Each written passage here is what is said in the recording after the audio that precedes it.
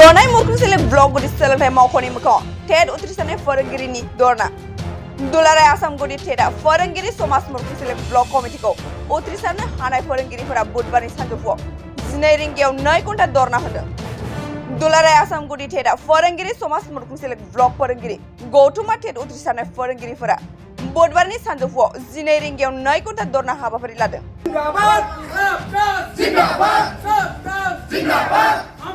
दुलाराय आसाम गुदि टेटनि 100निबो बांसिन फोरोंगिरि सोमावसारगिरिफोरा फोरोंगिरि समाज मुरखुंसिले ब्लक फोरोंगिरि समाजनिफ्राय गोबां दाबिफोरखौ लानानै जनाय मुरखुंसिले खोन्दो गुदि सोलोंथाइ मावख'गिरिनि मावख'नि मोखाङाव 2 घन्टा धरना होयो।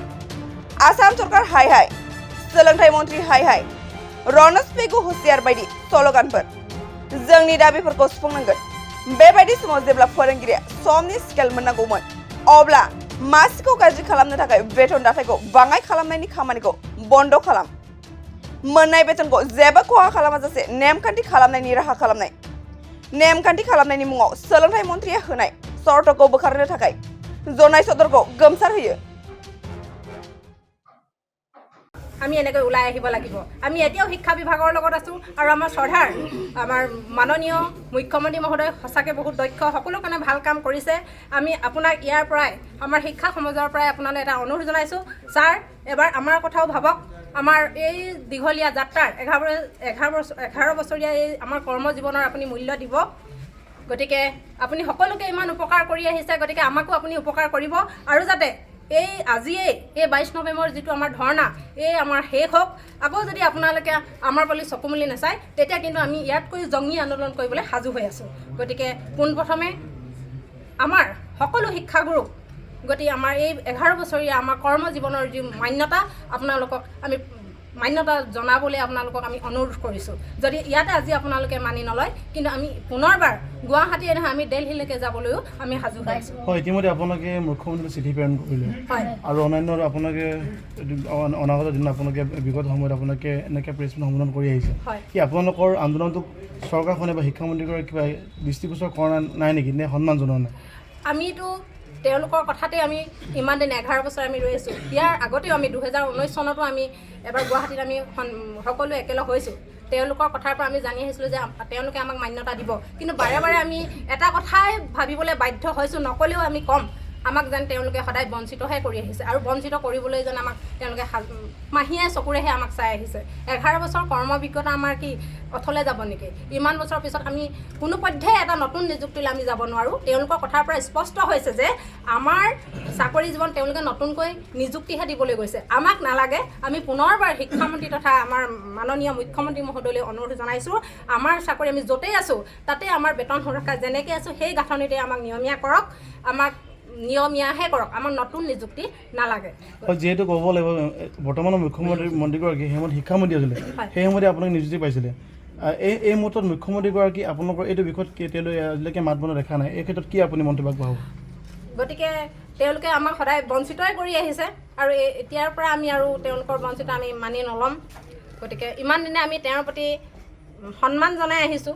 এতিয়াও যদি আমাৰ চাকৰি কাৰ্যকাল নতুন নিযুক্তি লৈ যায় তেতিয়া কিন্তু আমি আৰু ঘৰত আমি এনেকৈ শান্ত হৈ বহি নাথাকিম। আমি প্ৰথমতে ইয়াতে সংবাদ গ্ৰহণ কৰিবলৈ অহা আমাৰ সাংবাদিক বন্ধুসকলক কৃতজ্ঞতা জ্ঞাপন কৰিছোঁ। আমাৰ ইয়াতে আহি আমাৰ যিটো ধৰ্ণা কাৰ্যসূচী চলি আছে তাতে আপোনালোকে অংশগ্ৰহণ কৰাৰ কাৰণে, অৰ্থাৎ এই নিউজটো সংগ্ৰহ কৰিবলৈ অহাৰ কাৰণে। এতিয়া কথাটো হ'ল আমি জন্মলগ্নৰে পৰা আমি যেতিয়া সদৌ অসম প্ৰাথমিক টেট উত্তীৰ্ণ শিক্ষক সমাজ জন্ম হৈছিল তেতিয়াৰ পৰা আমি এটা চৰ্ত আৰোপ কৰিছিলোঁ যে আমাক বিনা চৰ্তে বেতন সুৰক্ষা নিয়মীয়াকৰণ কৰিব লাগে।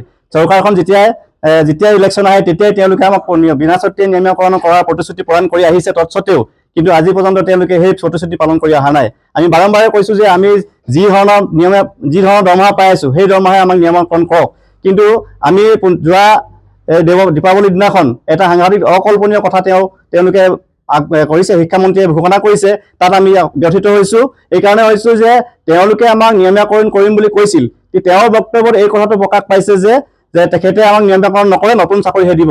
কিন্তু আমি কেতিয়াও সদৌ অসম প্ৰাথমিক টেট উত্তীৰ্ণ শিক্ষক সমাজ নতুন চাকৰিৰ কাৰণে জন্ম লাভ কৰা নাই। যি চাকৰি কৰি আছোঁ সেই চাকৰিটোকে আমাক বেতন সুৰক্ষা নিয়মীয়াকৰণ কৰিব লাগে, এই কথাটোহে আমি কৈ আহিছোঁ।